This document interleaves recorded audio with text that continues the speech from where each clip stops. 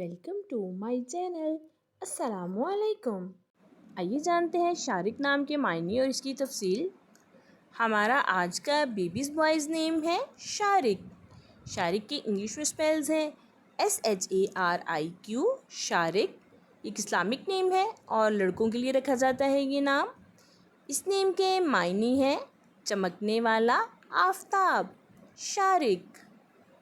اس نیم کی تفصیل ہے محمد شارق، شارق احمر۔ اس طرح سے ہم یہ نام رکھ سکتے ہیں۔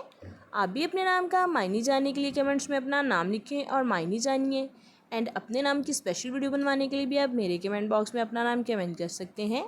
And please like the video, subscribe my channel. Okay ڈیئرس، پھر ملیں گے نیو نیم نیو ویڈیو کے ساتھ۔ اپنا خیال رکھیے گا، دعاؤں میں یاد رکھیے گا۔ اللہ حافظ۔